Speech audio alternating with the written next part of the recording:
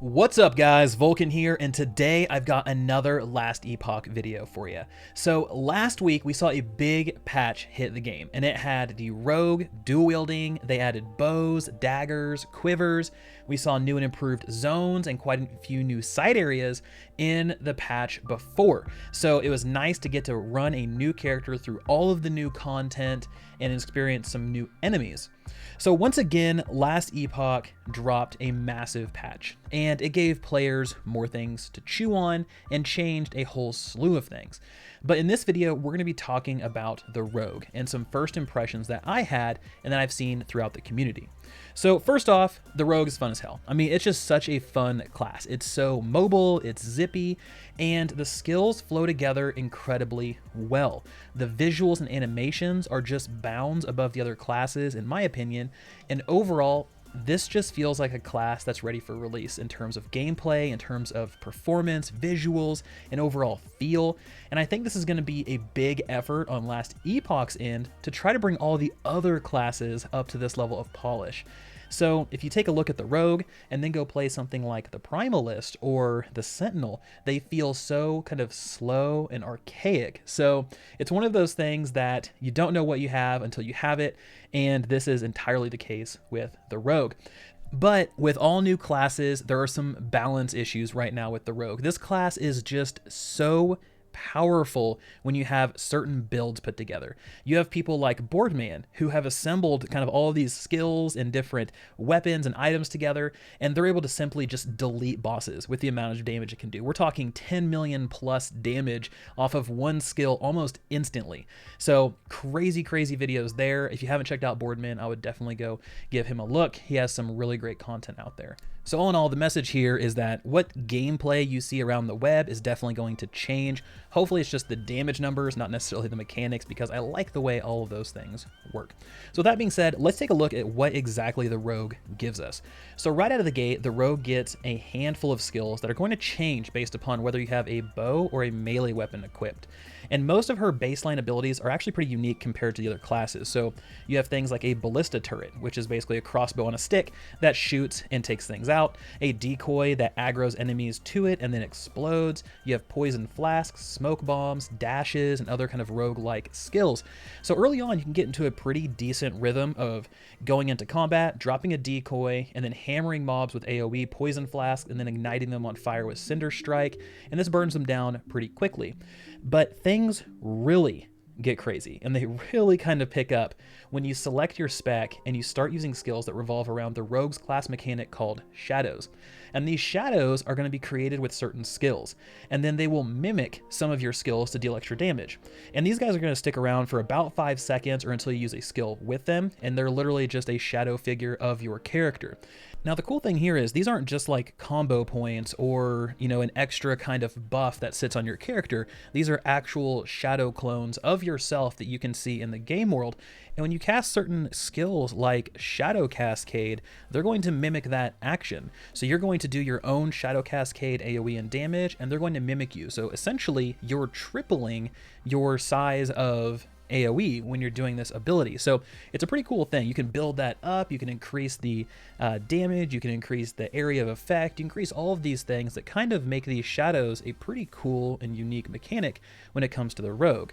So I really like this system, right? I mean, it goes well thematically, and it gives some really good burst damage. So you'll be fighting a boss, right? Kind of chipping away, and then you'll just drop an absolute bomb on their health bar with skills like Synchronized Strike, which then creates some extra shadows, your Shadow Cascade ability, Lethal Mirage, which is an execution style skill, and it really rewards the player who can set up their shadows and then spin them well. So there is a higher skill cap, I would say, for this kind of character. Now, like I mentioned, there are some OP builds that you can go in and literally just like click, copy those and just blow things up. But Last Epoch is not the type of game where things like that live for a very long time. So if you want to get out there and enjoy it, go do it, but it's definitely going to get nerfed at some point. Now, another thing I noticed with the base Rogue tree and lots of the skills that come with it, is that we have tons of ways to increase poison damage and bleed damage, and you can really build around these to stack up those ailments quickly, and that's going to kill off your lower health mobs or help you with bosses. It also makes running maps pretty quick since you can just toss bleeds and poisons on everything. You don't have to stop too often. You can kind of like zip in, do an AoE, dot everything up, continue moving, and it's just a more fast gameplay than we're used to seeing. Now, another thing the Rogue has is a huge emphasis on movement speed and dodge, like I just mentioned. You have some skill tree nodes that give damage bonuses based on those two stats too. So you're going to see quite a bit of dodge attacks or glancing blows when you use the Rogue, like it's literally just dodge, dodge, dodge.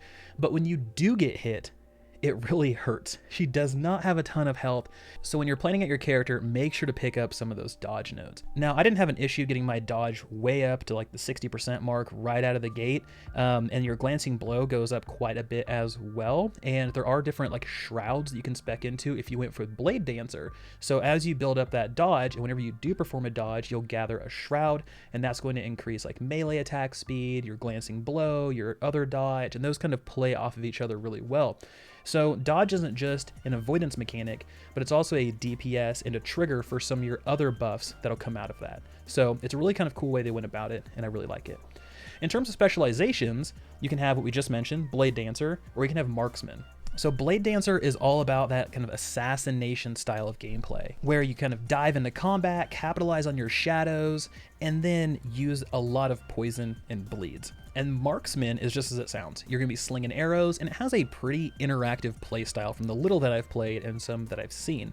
You have skills like Dark Quiver, and these are going to cause you to have to run over and kind of pick up things off the ground to increase your damage, which is pretty cool because typically on a Marksman character, you know, you kind of like run up, stand still, blow everything up, and kind of keep moving, so it's like stop-go style of play. But this kind of encourages you to move a little bit more in the pocket if you want to really kind of maximize that playstyle. So I'm going to be going with another Rogue. I want to check this spec out, and really I'm just excited that we have bows in the game. We have a completely new playstyle that we can try out and master and see if it is kind of up to snuff with everything we've had so far. So from a performance perspective on the Rogue, outside of the broken builds, right? Throw those out the window. We don't care about those. They're going to get nerfed anyway. But the Rogue feels on par or better than other classes in the damage that they put out. So I did test this against one of my Sentinel builds, and the Rogue performed better in endgame maps without any optimization versus a highly optimized Sentinel character. Now the speed she has is just incredible. I've talked about this before, but it really helps burn through maps more quickly, and it feels closer to a Diablo 3 or Path of Exile style of play in endgame. So up until this point, I've only played Blade Dancer, right? So jury's kind of still out on Marksman, but from what I've heard, it's just as good. Another thing that puts the Rogue above other classes is utility. It really feels like this class was designed to be a jack of all trades that's prepared for any situation. You almost have an answer for most things, right? If you get boxed in, drop a decoy. It's going to aggro everything to it, you can escape, and then it's going to explode, dealing damage. If you need to play from a range as a Blade Dancer due to boss mechanics, right? Like they're stomping the ground or they're doing something where you can't get near them, you can pick up the Ballista to keep up DPS on the target while you avoid their attacks, or you can pick up Shuriken and even maybe Chakram. That way you can kind of attack from a range. So these are just a few examples, but it's something that I immediately noticed. This class really just seems to be the thing for all situations, and while it might excel at those different situations, at least you can still perform. So one thing that I will say is the Rogue's damage early on for their kind of builder, things like that, unless you are using your spinders, I did feel a little bit weaker than other classes. So this might just be because we haven't optimized these things yet. We haven't figured out, you know, what are the skills you kind of want to take, the paths you want to take. There's a lot of experimentation, but it did feel like I was killing bosses more slowly in the first couple acts or couple chapters than I was on my Sentinel or Primalist. But overall, this class feels like Last Epoch's view of combat is evolving from a slower, kind of inspired by Grim Dawn type of combat to a more fast-paced style of play like Diablo 3. I don't think it's quite as speedy as Path of Exile yet, but this is a solid change. It's moving in a better direction. I feel like myself, some of the members of the community that I've talked to, and some people on my Discord really enjoy the Rogue and what it can do in Last Epoch versus some of the other classes. But it does raise some questions, right, that we talked about in the beginning of the video. what does this mean for those other classes? I mean, rumor has it that they're going to be updating them to fit this new style of play that we see with the rogue, which leads to another question of, I wonder what those are going to look like. What's going to change with the Sentinel, the Primalist, the Acolyte, the Mage? How are these going to evolve to fit this new world that the rogue has defined? So what about you guys? Have you guys played the rogue? Do you like it? Do you not like it? Am I on point, off point? I want to hear from you. Thank you so much for watching. This has been Vulkan, and I'll talk to you guys next time.